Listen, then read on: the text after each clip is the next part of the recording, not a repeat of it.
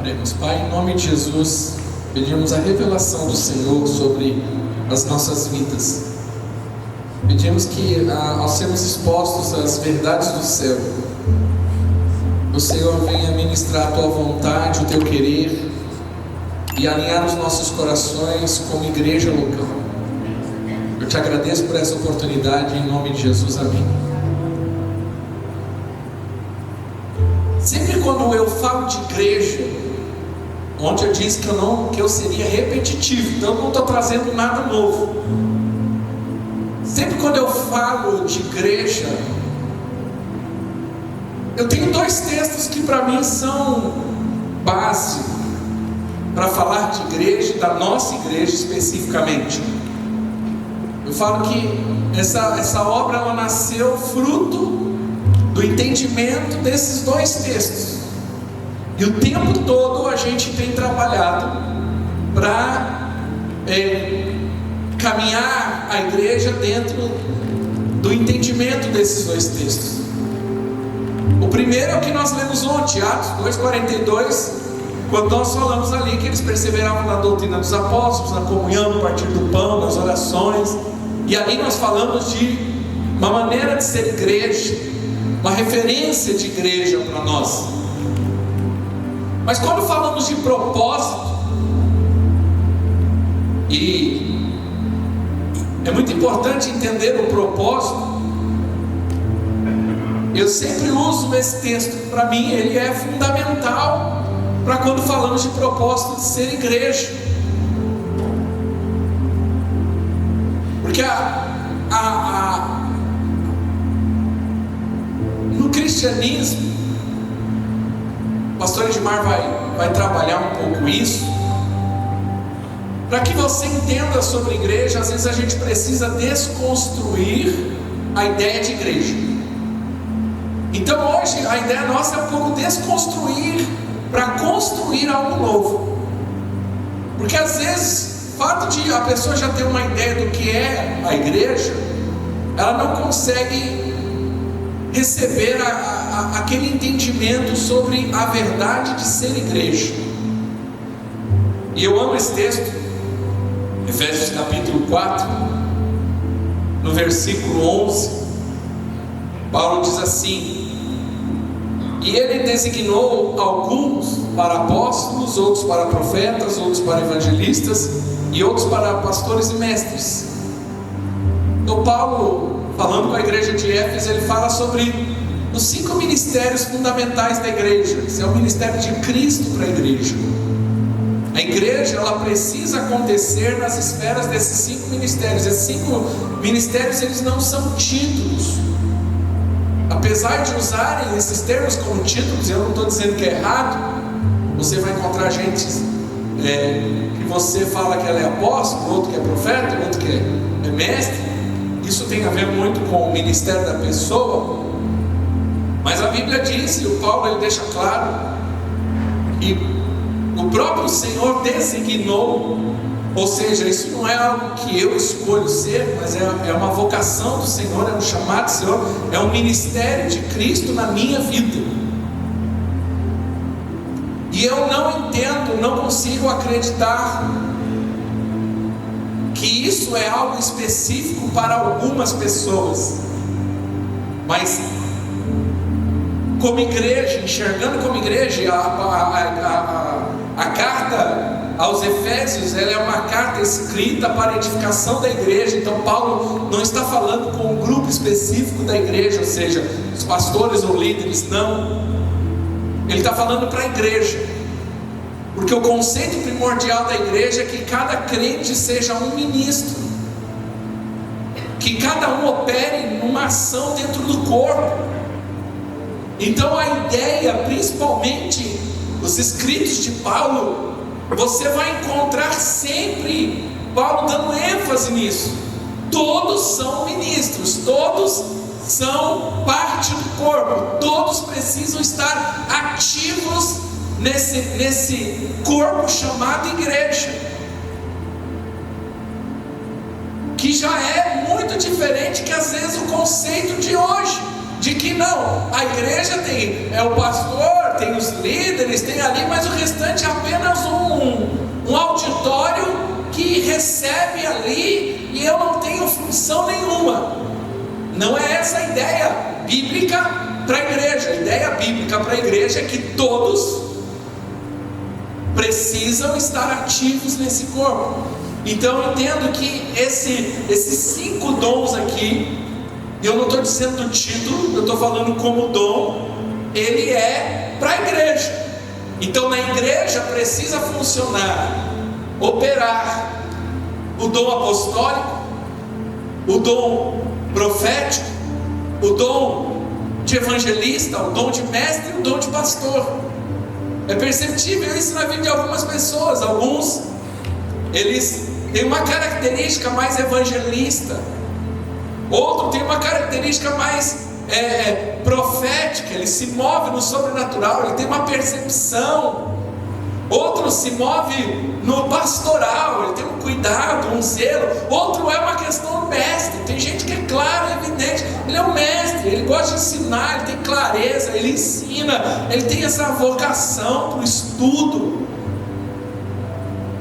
Então o texto diz assim: e ele designou alguns para apóstolos, outros para profetas, outros para evangelistas e outros para pastores e mestres. E qual é o propósito? Está descrito no versículo seguinte: com o fim de preparar os santos para a obra do ministério, para que o corpo de Cristo seja edificado, até que todos alcancemos a unidade da fé e do conhecimento do Filho de Deus e cheguemos à maturidade. Se você está com a sua Bíblia aí e pode, você grifa essa palavra maturidade.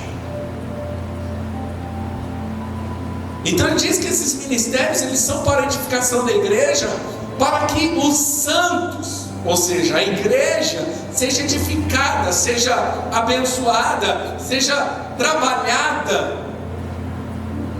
e que haja vou usar essa expressão, essa evolução, esse processo, como eu expliquei ontem, ele aconteça na vida da igreja e as pessoas vão amadurecendo. Esse é o propósito, nos levar a essa maturidade, a essa estatura, que o texto diz. Ele diz assim, continuando depois da palavra maturidade, ele fala assim: atingindo a medida da plenitude de Cristo. Em algumas traduções, a estatura. Cristo é o nosso padrão. Qual que é o nosso propósito como crente? Como Cristo, no mesmo padrão, no mesmo nível, no sentido de maturidade, de revelação. Ele é o nosso modelo. Todos nós trabalhamos com modelos na vida, é normal isso. E nós precisamos ter Cristo como modelo.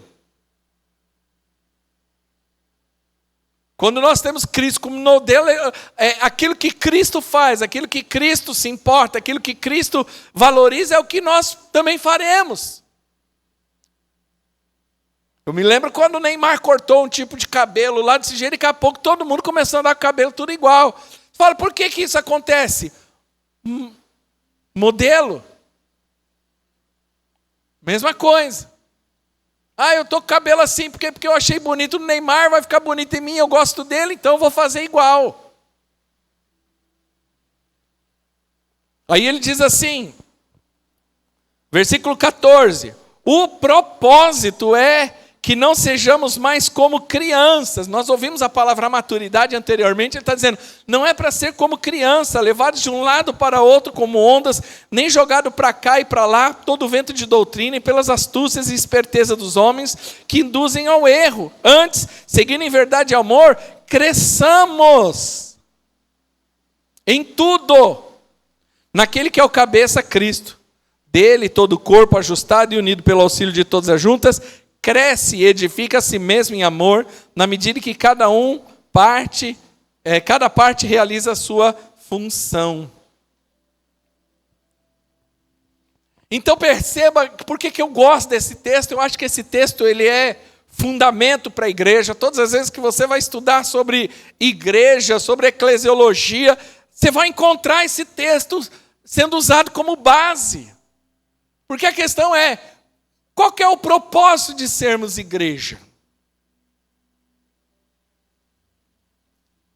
E você percebe uma coisa nesse texto que é recorrente, é que o tempo todo Paulo está dizendo, olha, para crescer, para amadurecer, para avançar. Ou seja, a vida cristã não é uma vida estática. Não é algo que você, eu virei crente, agora vou adorar a Deus e eu permaneço do jeito. Não! Tanto que a Bíblia trata o novo convertido como criança na fé. Você nasceu de novo e agora você precisa, num processo de maturidade, de amadurecimento, de melhorias, de desenvolvimento. E ele fala que você cresce em tudo, não é só crescer no aspecto conhecimento bíblico, natural, não, mas é crescer em todas as áreas. Eu sou um ser integral, né? Eu sou corpo, mas eu tenho uma alma, eu tenho espírito, ou seja, eu preciso crescer em todas essas áreas, amadurecer, isso vai ser exigido de mim. E eu sou aficionado por isso, porque hoje, principalmente nos dias de hoje, eu li uma matéria esses dias sobre a epidemia da imaturidade. Nós vivemos uma epidemia de imaturidade. Pessoas que não amadurecem. Em grande parte, a explicação do texto de quem escreveu diz que a sociedade está em ruínas, as estruturas estão em ruínas por conta da imaturidade das pessoas que estão assumindo, às vezes, posições, cargos de liderança, mas são completamente imaturas. Casamentos, famílias, igrejas, instituições, completamente imaturas. E aí acaba trazendo um problema muito grande, porque quando você dá algo importante na mão de criança, o que ela faz? Ela quebra, ela destrói.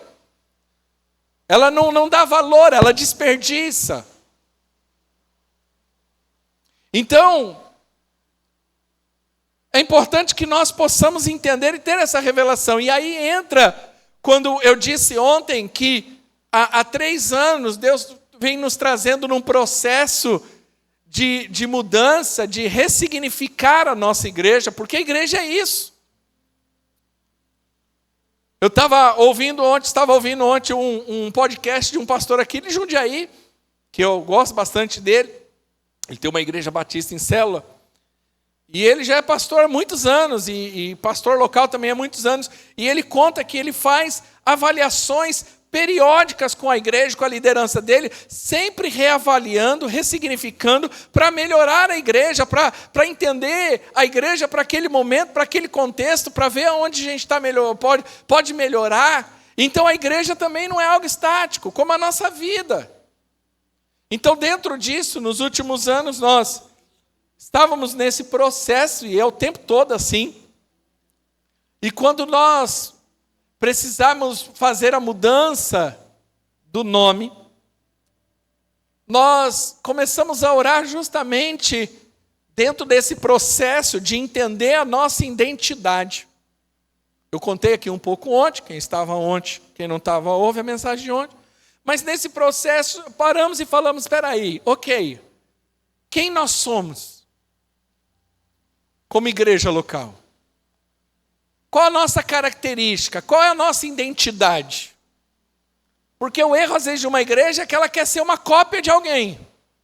E nesse processo nós tomamos o caminho inverso. Espera aí, o que Deus nos chamou? Qual é a nossa característica? Porque eu não tenho tudo, eu não sou bom em tudo.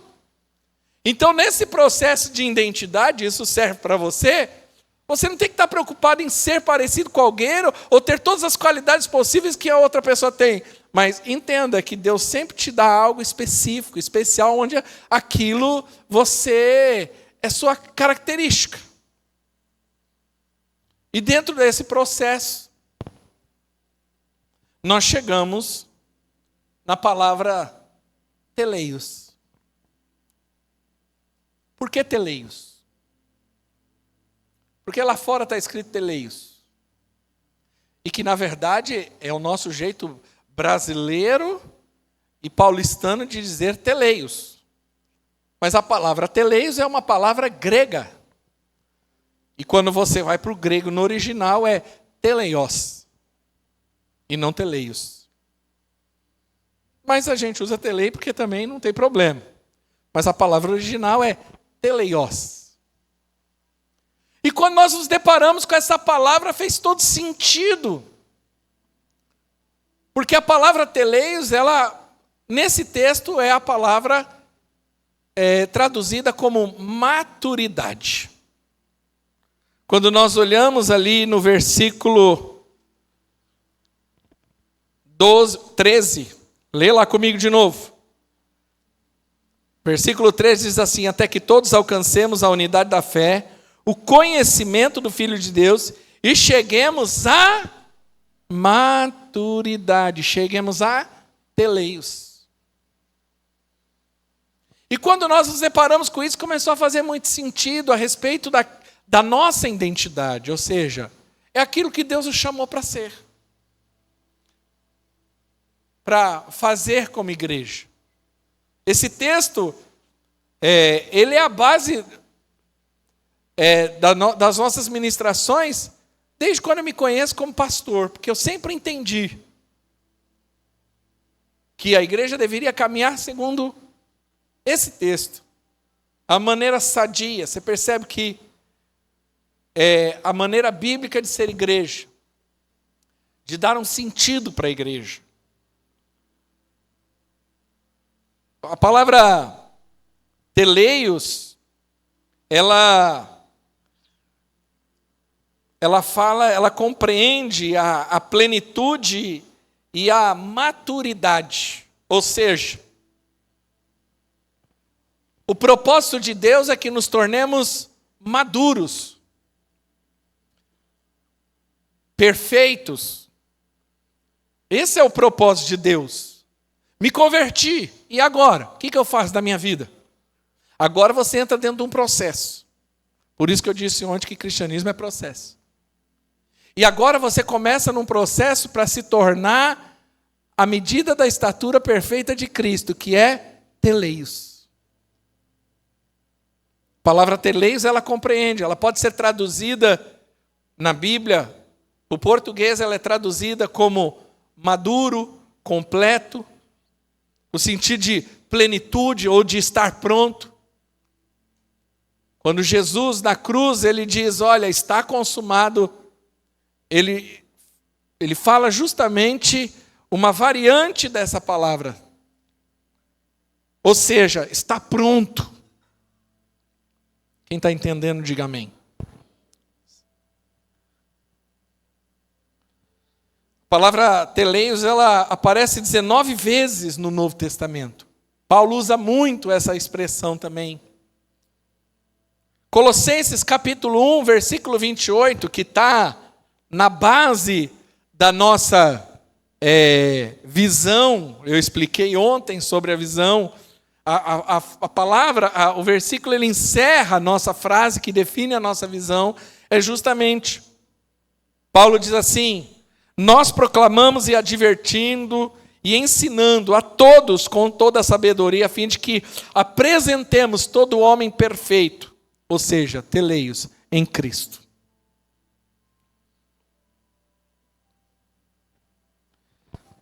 Quais são os 3 principais sentidos da palavra teleios? Ela aponta para aquilo que é a totalidade de algo, ou a completude. A palavra teleios, ela expressa o oposto daquilo que está completo, ou seja, a vida de muita gente assim, é inacabada em alguma coisa.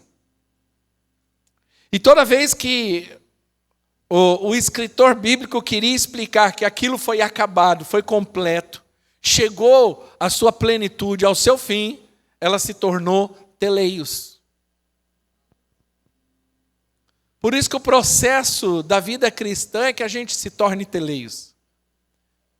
A vida cristã, você pode olhar o cristianismo como se alguém olhasse para você, já viu aquelas placas em obras? É justamente isso que está acontecendo em nós. O tempo todo Deus está nos transformando, o tempo todo Deus está nos desafiando, o tempo todo Deus está trabalhando em nós para que possamos nos tornar teleios. Ele é um processo contínuo e ele vai durar até a plenitude do Senhor, ou seja, só acaba quando você morre ou quando você for arrebatado. Depois da morte aí não tem mais jeito. Não tem purgatório para continuar ali desenvolvendo.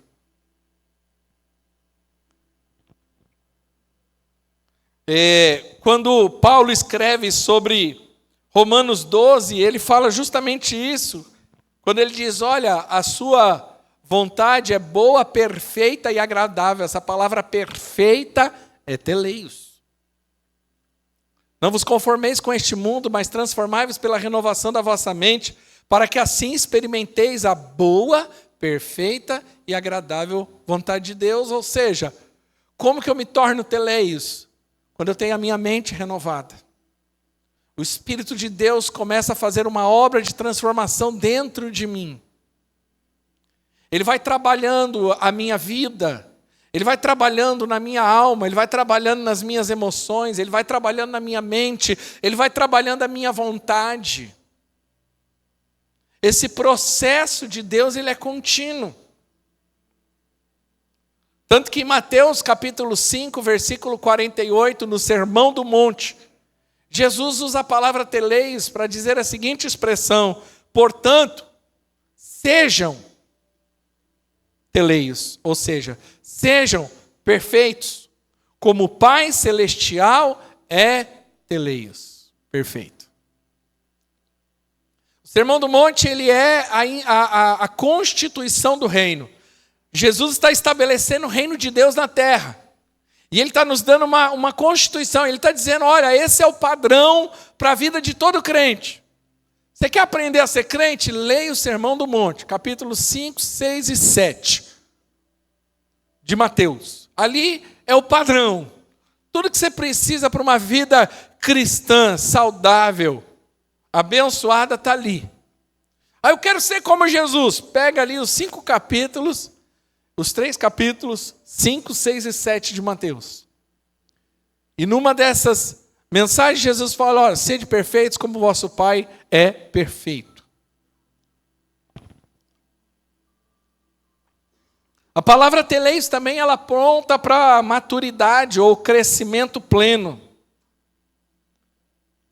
Eu disse que nós vivemos com uma epidemia de imaturidade.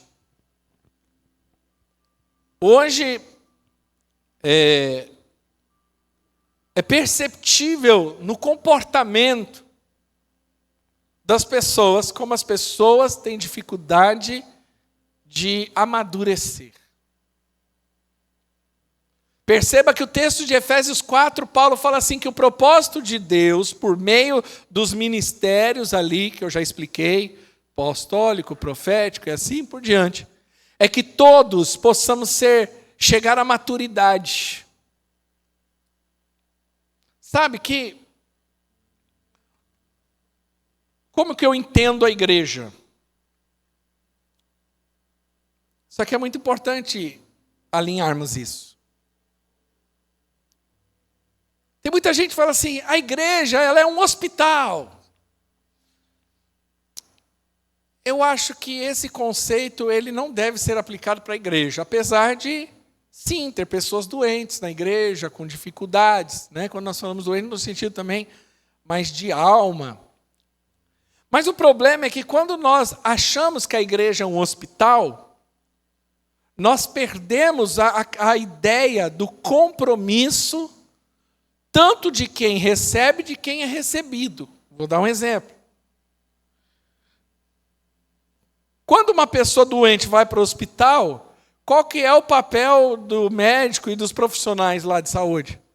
É curar o enfermo e mandar ele embora. Ele não tem compromisso com o enfermo, senão com a saúde dele. No primeiro momento que o enfermo deu uma melhorada, eles vão falar, meu filho, para casa. Libera o leito. E qual é o compromisso do doente? Nenhum. O doente só vai porque ele tem que ir. E ele está lá desesperado para ir embora. Você não vai encontrar quem está doente no hospital feliz porque está lá. Pelo menos eu nunca encontrei. Ninguém quer morar lá. Quem quer morar em hospital? Ai, que comida boa. Ai, que ambiente gostoso. Não é. Você não descansa direito. Né? Então, o doente, ele não tem compromisso com nada. Ele só quer estar lá, mas ele não quer estar lá. Ele está lá porque a necessidade é a última necessidade.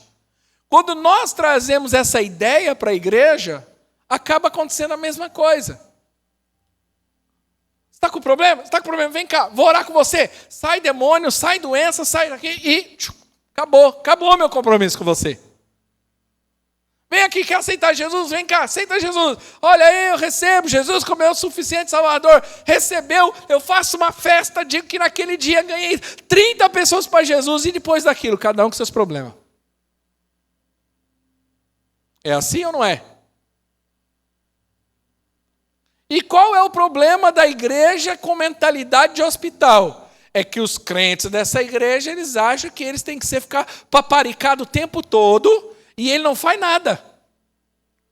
Como que é um doente numa cama de hospital? Se ele tiver melhorzinho, porque vem papinha, vem comidinha, vem enfermeira, e quando ele está muito mal, nem se limpar ele limpa, ele não pode limpar. E qual que é o problema de mentalidade de igreja assim? A pessoa vem para a igreja e só quer ser servidinha. Ah, eu quero a papinha. Cadê minha comidinha? Oxa, olha, apaga a luz para mim. Olha, eu tô meio incomodado. Dá para trazer um outro travesseiro aqui? Ó, eu tô com dor. Espera aí que eu já te trago um remedinho. E não consigo ir no banheiro hoje. Então alguém precisa vir e me dar um banho, me limpar. E ó como está cheio de crente assim hoje. Ele quer que faz tudo. Ele não quer amadurecer. Por que às vezes eu olho para a igreja, eu não vou denominar A ou B, mas eu estou falando, em grande parte, ao meu ver, a igreja hoje, ela se divide em dois aspectos, na grande maioria. Ou ela é uma casa de entretenimento, ou ela é um parquinho de diversão. Você está entendendo? Porque nós lidamos com uma geração de gente imatura, que resiste a crescer, e quem não cresce não assume responsabilidade. Ele acha que todo mundo é responsável, menos ele. Então, parquinho, criança gosta de parquinho, de festa, sabe? Ele quer ser entretido. Ele quer o tempo todo que alguém venha paparicá-lo. Por isso que hoje, o que ele quer? Ele quer na porta ali uma plaquinha. Seja bem-vindo, você é lindo, maravilhoso, você é especial. Temos uma cama aqui, temos um chá aqui. Olha, temos um negócio aqui para você, porque você é o centro de todas as coisas. Isso é crente imaturo. Imaturo, ele quer chamar atenção, ele quer ser paparicado. Ele quer o tempo todo, ele não assume responsabilidade nenhuma. Você já viu criança quando erra? Criança, quando erra, você corrige ela. O que ela faz? Não fui eu. Foi fulano. Não, eu não. Entendeu? E, infelizmente, nós vivemos isso. Quando você vai chamar a atenção de uma criança, o que normalmente uma criança faz? Chora, reclama, faz bico. E quando uma criança quer uma coisa que você não dá para ela, o que ela faz? Birra. Quem já viu alguma criança assim no mercado? Ele faz birra, ele bate pezinho, fala, se não me der...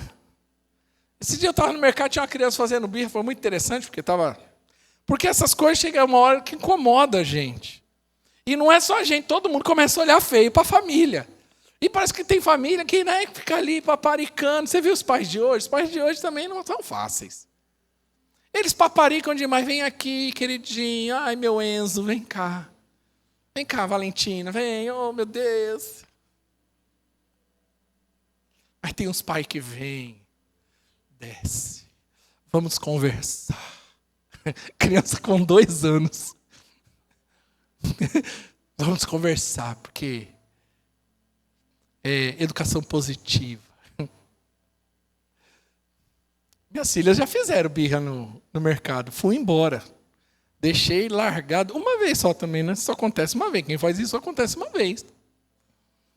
Em outros casos, né? O pastor Edmar fala que a mãe dele pegava na orelha, né, pastor Edmar? Já grudava aqui, já vinha assim, ó. Ele falou que tem uma maior do que a outra. Tem mãe que vem beliscão, né? Aquela que cata aqui e fala assim, você cala a tua boca. Em casa a gente conversa. Então, agora trazendo isso para a realidade da igreja, como tem gente assim? E aí, você vai corrigir? Chateado. Porque faz isso, porque fez aquilo.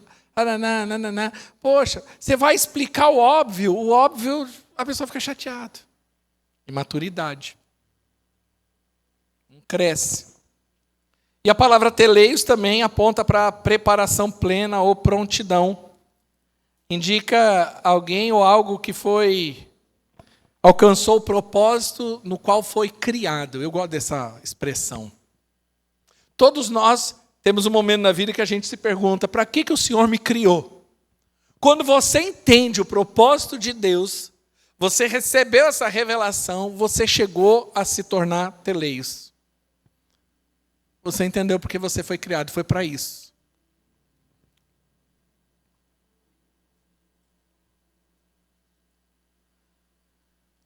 Agora, por que a maturidade é importante?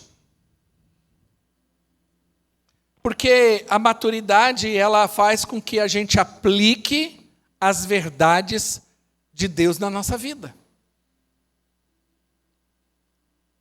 Como é bom lidar com gente madura.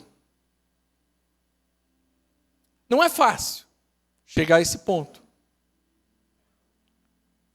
Mas como é prazeroso lidar com gente madura. Você conversa aqui. Eu sigo uma página da Rota. Polícia. E eu gosto daqueles vídeos de abordagem policial da Rota. E aí tem os caras são nervosos. Né? Aí eu vi um policial da Rota abordando o cara e ele falando assim, rapaz, não vem com conversa não, vamos conversar de homem para homem aqui. Não vem com historinha, com lero-lero, diz que me diz, sabe? Mas é... Não, é aqui, ó. Os camaradas já se tremem inteiro. Como é bom você lidar com gente que você fala, vamos conversar aqui, ó. Sem ressentimento, vamos tratar de circunstâncias e realidades.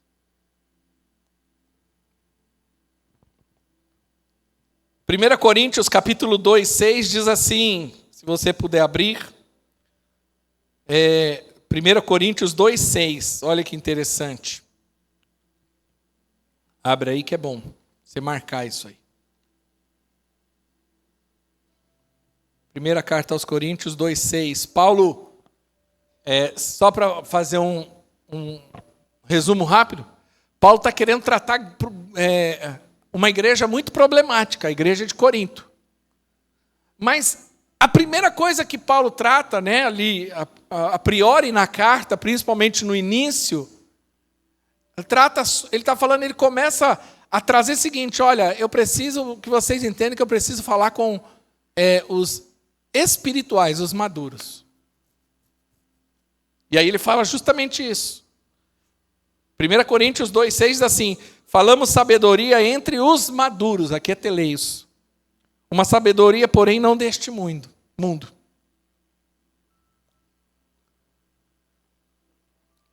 Paulo está dizendo, olha, existe uma revelação, existe um entendimento que é para maduro. Dependendo do nível de maturidade da pessoa, ela não vai conseguir entender. Ela pode ir para a conferência, ela pode ir para não sei aonde, ela pode fazer o seminário, ela pode estudar o grego, o hebraico, o aramaico.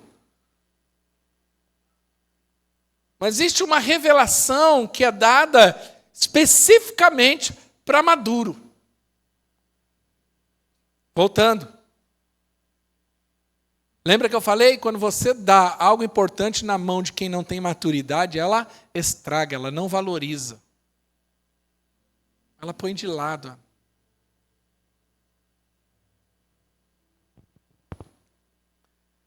A maturidade também nos ajuda a estabelecer as prioridades corretas. Filipenses 3,15, abre aí, vai um pouquinho para frente, pouca coisa, né? Filipenses 3,15, Paulo diz isso. Olha que interessante. Todos nós, quem abriu diz amém aí. Todos nós que alcançamos a maturidade, peleios, devemos ver as coisas dessa forma. E se algum aspecto vocês pensam de modo diferente, isso também Deus lhe acrescentará. Ou seja, quando nós temos maturidade, a gente consegue definir de fato o que é importante, o que não é importante. Porque quando você é imaturo, você perde a oportunidade. Ontem eu estava mexendo, procurando um negócio em casa, e eu achei uma foto minha. Foi tirada no meu aniversário em 1981, eu tinha 5 aninhos.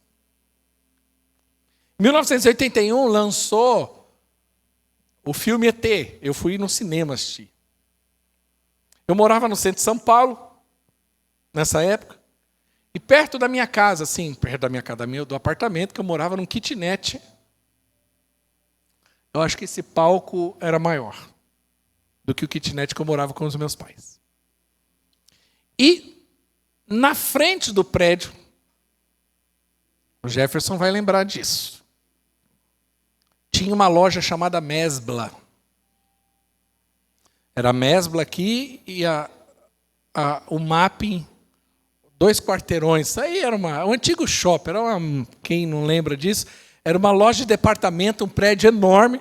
Cada andar representava algo. Então você tinha roupa feminina, eletrodoméstico, era uma loucura. E tinha um andar só de brinquedo. E essa foto que foi tirada, ela foi tirada, eu estou na Mesbla, eu estou com a BMX, que é a bicicleta da época, BMX, toda criança queria, a gente ligava para o Bozo para tentar uma BMX, e o ET, alguém vestido de ET do meu lado, eu vou postar essa foto lá. Eu pequenininho com o ET do lado e com um ETzinho desse tamanho na mão, assim. Meu pai, na época, chegou em mim e falou assim, vamos lá, seu aniversário, você escolhe. Bom, claro que esse escolhe do meu pai não foi a revelia. Eu escolho dentro de uma realidade, porque eu queria, na época, um Autorama. Ninguém sabe o que é isso. Pouquíssima gente vai saber o que é isso. Também não é, né, pastor? Só o Jefferson lembra disso, né? Autorama é que você montava a pistinha e ficava com os carrinhos. Jum, jum, jum, jum, jum, jum. Eu tinha um ferrorama, que era de trem. Bom, o Igor já está ali dando risada de mim, porque ele fala, pastor, teve vida boa. Fazer o quê? Foi tudo isso, mas posso reclamar da vida. Conhecendo a minha ovelha. Rapaz, ele me solta dentro daquele negócio. E eu com 5 anos de idade. Você sabe o que eu escolhi? Eu escolhi um negócio que ele é como um guarda-chuva cheio de bala dentro. E eu fui para casa com um guarda-chuva cheio de bala. Olha, com tanta coisa para escolher, eu pedi. Até hoje eu me arrependo disso. Mas sabe, eu dou esse exemplo para você entender que quando você é imaturo, você não dá valor, né, para umas coisas, você valoriza umas coisas que são tão... Agora imagine no que diz respeito às coisas da vida e às coisas espirituais.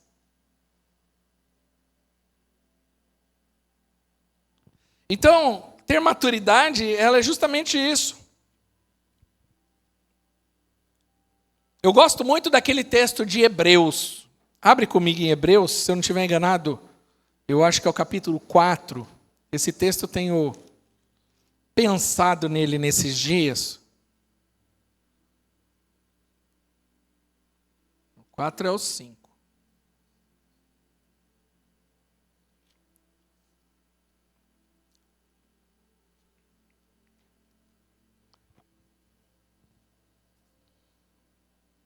Deixa eu achar o texto aqui.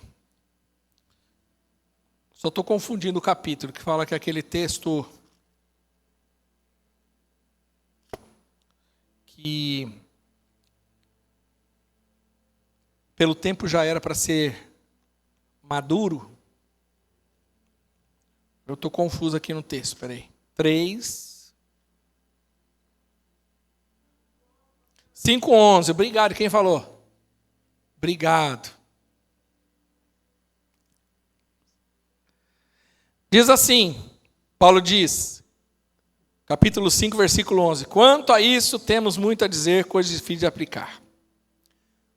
Olha o que ele fala. Difíceis de aplicar porque vocês se tornaram lentos para aprender. Eita, hein? Se fosse hoje alguém falar, vocês ficaram lerdos. Embora a esta altura já devessem ser mestres, vocês precisam de alguém que lhe dê ensino novamente e os princípios elementares da palavra de Deus. Estão precisando de leite, não de alimento sólido. Quem se alimenta de leite ainda é criança e não tem experiência no ensino da justiça. Mas o alimento sólido é para os adultos, os quais, pelo exercício constante, tornaram-se aptos para discernir entre o bem e o mal. Irmão, nós precisamos entender o time de Deus na nossa vida. Como eu enrosco esse tênis. Nós precisamos que Deus é um Deus de tempos também. E a gente precisa dar a resposta o tempo todo para que possamos amadurecer. Se eu pudesse definir qual que é o propósito da vida cristã, se tornar maduro. Porque quando você é maduro, você é responsável, você começa a ser bênção, você começa a ter revelação da parte de Deus, você começa a entender que a sua vida não gira mais em torno de você, mas que outros também precisam e depende de você. Ele fala, pelo tempo já era para ser mestre. Eu disse ontem, você precisa começar a ensinar, a discipular alguém, porque se você não entrar por esse caminho, você vai virar criança a vida toda. E o que ele fala? Criança bebe leite. Você sabe que o homem, eu não sou a favor da evolução não, mas trazendo nesse contexto, ele é o único animal, ou o único mamífero que bebe leite depois de velho. Nenhum mamífero na natureza toma leite depois que amadureceu. Só o homem. Interessante isso, né? E você nunca vai ver, eu acho que Deus falando para uma vaca, você não amadurece. Você nunca vai ver Deus falando para um cavalo, você não amadurece. Mas tem gente que Deus vai falar assim, cara, você não amadureceu. Então às vezes você fala assim, poxa, por que tem coisas que não acontecem na minha vida? Parece que Deus não me ama. Ama, Ele ama tanto que Ele está esperando você amadurecer. Porque Ele, se te der agora, pode ser que você estrague. Quem quer casar aqui um dia? Quem quer casar? Seja sincero. Quem é solteiro quer casar. A pergunta é, você está pronto? Você está maduro? Quando que eu preciso? Quando que eu estou pronto para casar? Quando eu tiver uma certa maturidade. Você não vai ter toda a maturidade, mas você tem que ter um mínimo de maturidade. Mínimo. E hoje eu vou ser bem sincero com os irmãos, hein? Há 20, 30 anos atrás, 19 anos, 18 anos, casar, beleza. Pau. O cara casava com 18, 19, sumia a família e bola para frente. Hoje, a maioria tem maturidade para casar, não. Ah, pastor, eu quero casar. Minha orientação é dizendo, não casa não. Espera mais um pouco aí, amadurece. Não, pastor, eu estou apaixonado. Não, irmão, a paixão não vai segurar, não. O que vai segurar é a maturidade. Não, mas Deus falou comigo. Ótimo, falou, mas segura mais um pouco, amadurece. Aí eu queria encerrar dizendo isso. No contexto bíblico, teleios nos desafia a buscar uma vida de plenitude e maturidade. Ser teleio significa viver com propósito, crescer em fé e refletir o caráter de Deus em todas as áreas da nossa vida. Por isso, nós somos comunidade teleios, um lugar de transformação. Aqui o tempo todo nós vamos trabalhar para que você cresça. A comunidade teleios não é um parquinho. Tanto não é um parquinho que até as crianças lá embaixo não são tratadas como infantilizadas. Se você olhar o material que elas aprendem, o estudo que elas fazem, é de gente madura. Essa semana o estudo bíblico eu achei excepcional. Eu estava lá em casa ouvindo a Célula Kids. E a Célula Kids falando sobre uma vida cristocêntrica. Há pouco tempo atrás eu ouvindo a Célula Kids falando sobre arrebatamento e volta de Jesus. Elas não ficam desenhando a Arca de Noé, não. Elas estão aprendendo a crescer. Fique de pé em nome de Jesus.